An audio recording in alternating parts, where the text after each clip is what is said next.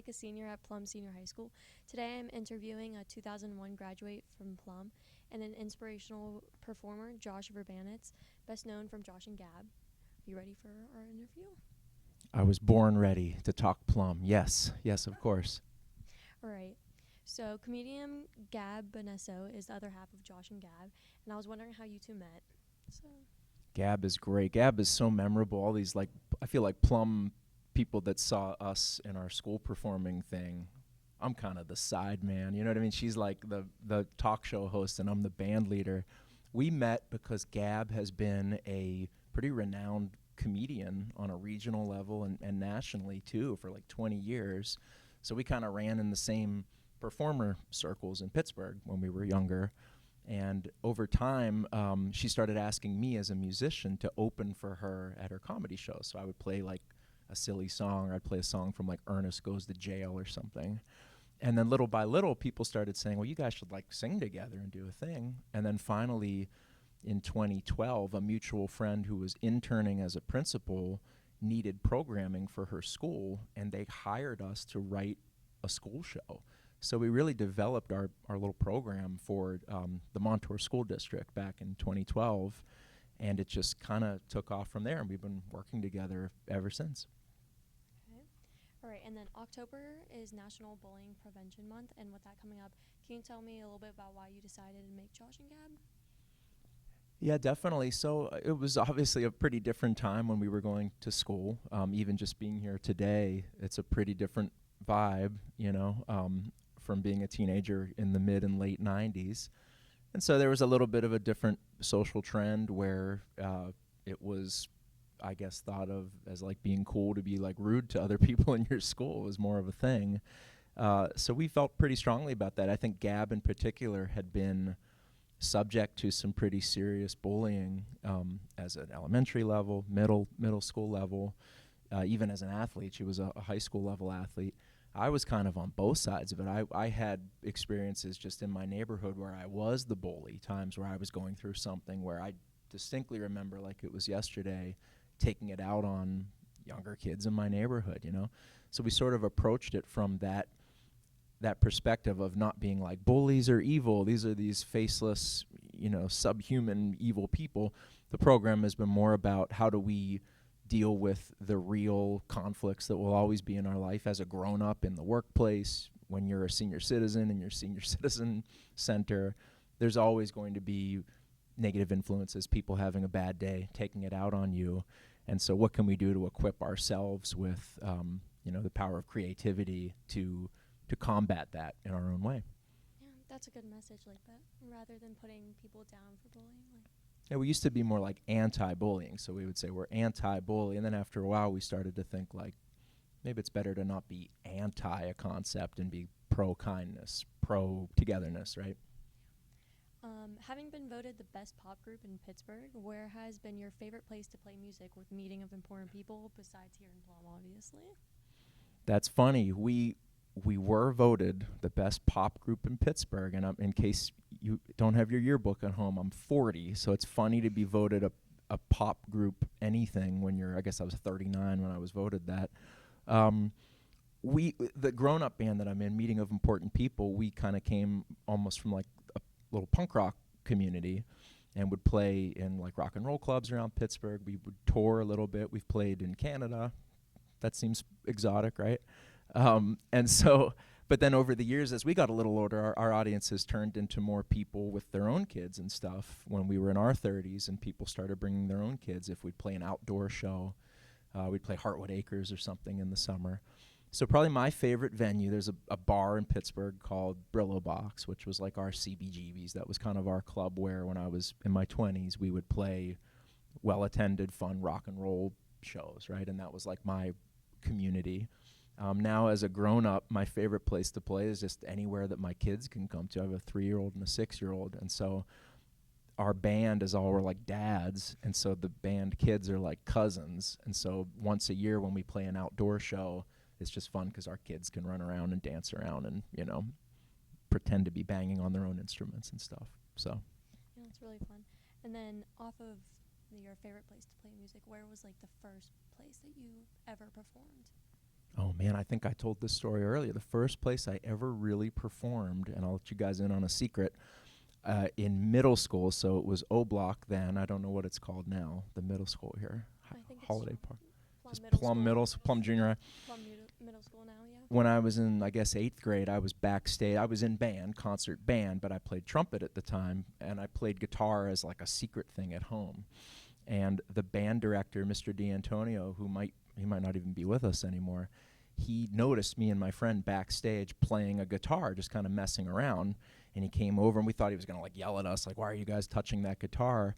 And instead, he was like, hey, do you dudes want to open the jazz concert, which is coming up next Thursday? You could go down on the floor and play one of your 90s alternative songs. And so it was super exciting. It was the first time I ever really played a guitar in front of people, was at a Plum middle school band concert. My friend and I got to play down on the floor, like to open the show, and it was like a full house of people. And I'll never forget, I played the first chord of the song, and then I had to change chords. And literally the second chord I ever played in front of people, I messed up. So the first time I ever had to like change a chord in front of human beings, I messed up. But then I recovered. I did better after that. Yeah, you've definitely redeemed yourself in your music career, so. Thank you. All right. 9 o'clock behind the Jackrabbit has to be mine and every other kid's favorite song to come from your music career. But what is your favorite song that you have ever written? You know the Jackrabbit song? Yeah, it's funny, the Jackrabbit song, if I'm standing near a school bus or something, kids will lean out the window and be like, yo, I'll see you with the Jackrabbit, and like yell out the window. Well, it's probably, it probably is the Jackrabbit song, because that's the one that, as an adult musician, in my entire life, I'll probably never play in front of as many people as I do when we do our school programs, because there's 500 kids every show we ever play in front of schools. So just by numbers, like, more people in the area know the Jackrabbit song because we've done it in front of so many kids and teachers. So yeah, probably 9 o'clock behind the Jackrabbit. Can you tell us the story behind that song?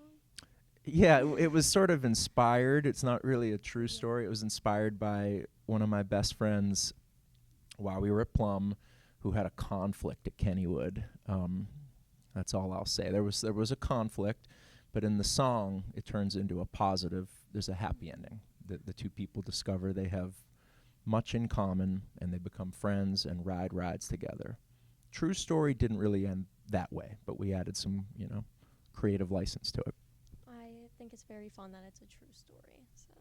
Thank you. Yeah, and then you mentioned your two little girls. Have either of them expressed any interest in music, or? Yeah, I think all kids are kind of musical, so it's hard for me to tell. I didn't want to impose any expectations of, you need to be good at music, you need to be into music. But my older daughter has displayed like pretty tremendous ability to hear drums and figure it out on a little drum kit in our basement. She can do, she can keep a beat, and she could since she was 4 or 5, which is really cool.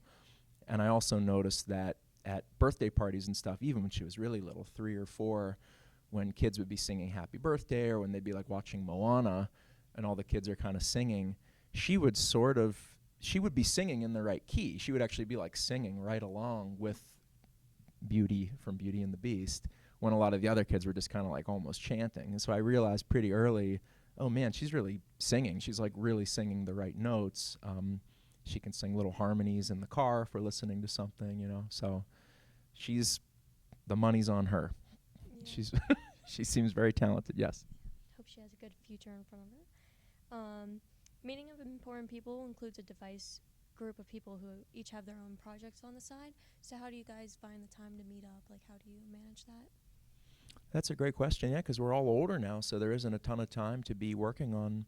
I guess it's like we put in a lot of time when we were younger, when we were in our 20s, early and mid-20s, before we had families of our own. We rehearsed constantly. We'd get together a couple nights a week, and so we really put in hundreds, maybe thousands of hours at that stage, which has really carried us through now as adults, because just having a grown-up schedule can be pretty difficult to get together with your buddies and play music. Our drummer, Matt, lives in Erie now, too, so he lives about 2 hours away, and that adds a whole other element to it, because just the logistics of us even getting together to rehearse, it's like you got to pack a lunch and, like, plan your day. It's not like you can just go down the road and see each other anymore. But we've managed to keep it together for a pretty long time, which is cool.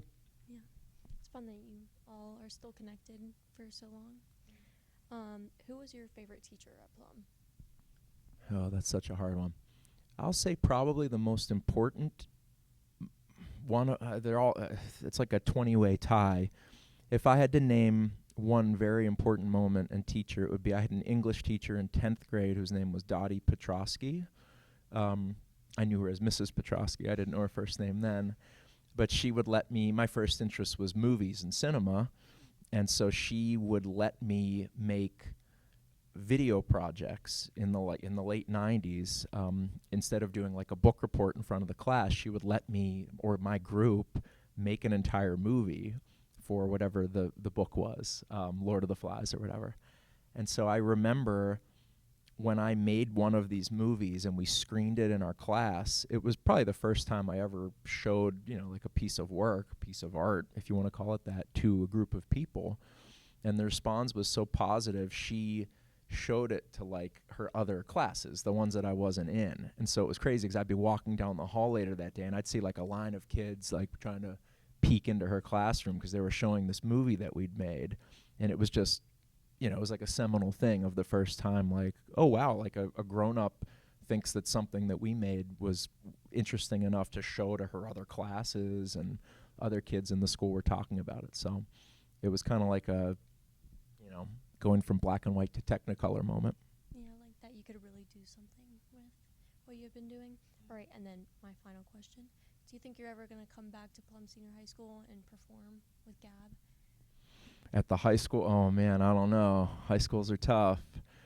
Do you think they'd think the Jackrabbit song is cool when they're like 17 and I no? personally would love it. Well, if you can get a signed petition from 2/3 majority of the high school class that says they'd be nice to me when I come here and they wouldn't boo, yes, I will absolutely come back and sing the Jackrabbit song at your graduation. All right, thank you. I will be working on that. Thank you so much. Thank you for coming.